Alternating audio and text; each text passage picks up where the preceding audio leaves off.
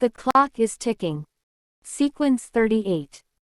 Maddie was sitting at her desk, staring at the photos on her computer. Her eyes were tired. Everyone else had already left. She was working overtime to cover up for the days she had missed work. Her phone rang. She picked up and answered without checking who was calling. "Hello," Maddie answered politely. "Good afternoon, Miss Moonga," a familiar female voice spoke on the line. "Good afternoon. I am Mrs. Mumba, calling from Happy Trails Preschool." "Oh hey, I lost your line, how are you? Is everything okay?" "I am fine, we have a little problem." "Oh, your daughter hasn't been picked from school."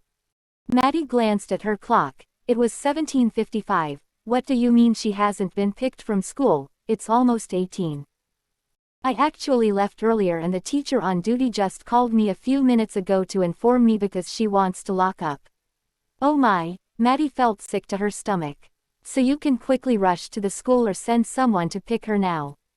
"Thank you so much, I am on my way," Maddie said before ending the call. Maddie stood up quickly, the panic rising as she tried dialing Tess' line. Tess usually picked Trini from school. What could have happened? "The dialed number takes no incoming calls," was the response she got after dialing the number 3 times. She shut her computer off and packed away her stuff. Before leaving, she locked her office doors and double-checked to make sure all the windows and doors were locked. When she reached the parking lot, she climbed behind the wheel and slid the key into the ignition, then drove towards the gate. She waited impatiently for the gate to open, and when it did, she sped out. She drove to Trini's school feeling sick and her heart was beating faster than usual, parking her car into the driveway of the school and walked in. "Here comes Mummy," the teacher told Trini. Maddie stared at her daughter. Her eyes were red and puffy from crying. She walked over to her and wrapped her arms around her.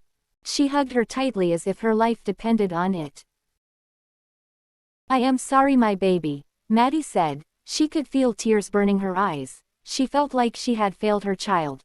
Then she carried Trini in her arms and looked at the teacher.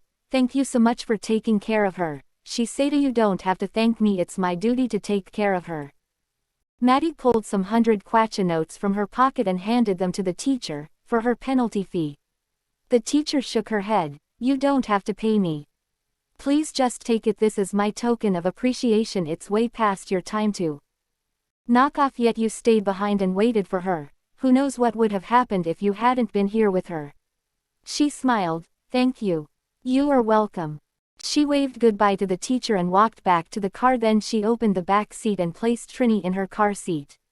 "Baby," she called out of Trini as she drove. Trini sniffed and responded with silence. "I am sorry, my pumpkin. I didn't know you were still at school."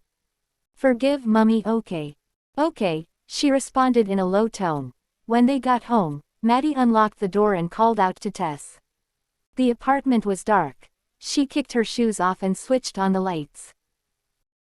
"Tess," she called as she wandered through the apartment to her room. She noticed that Tess and Chrissy were nowhere to be seen. Once inside Tess' room, she noticed that something was somewhat different. She looked around, then it hit her. The closet was empty and all of Tess' belongings were gone. She was about to walk out of the room when she saw a small folded paper on the bed. She picked it up and unfolded it. It was a note from Tess. "Hey Auntie Maddie, by the time you read this I will be long gone. Please don't try to look for me. I am thankful for everything you did for me, but it's time for me to move on. I have gone in search of greener pastures. I know this is abrupt, but it had to be done. Goodbye, Tess." She read the note over and over, unable to believe Tess would do this to her. She marched out of the room, grabbed her phone and dialed her line again. She got the same response. Frustrated, she quit trying. "Mummy, I am hungry," Trini said. "Come, let me change you so I can get supper ready." She held her hand and walked to her room. She undressed Trini and made her wear pajamas. Then she changed into something comfortable and headed to the kitchen to prepare supper. She had just finished cooking and was setting the table when Chrissy walked into the house. "Hey, Maddie, Sadie's sister.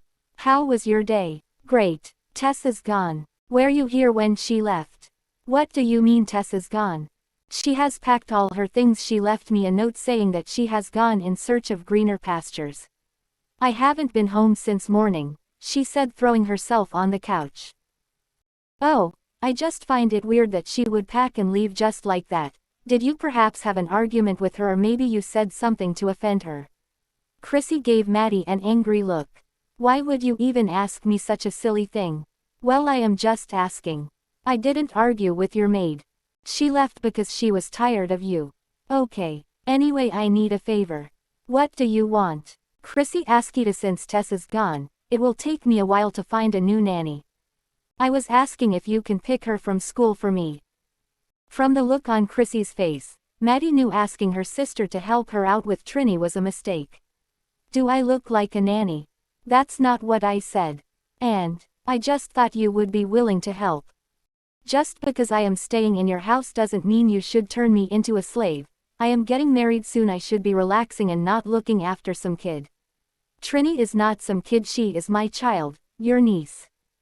My answer is no, I don't have time to babysit her. Just hire someone or tell Chard to babysit her for you. Maddie shook her head. I hear you, she said.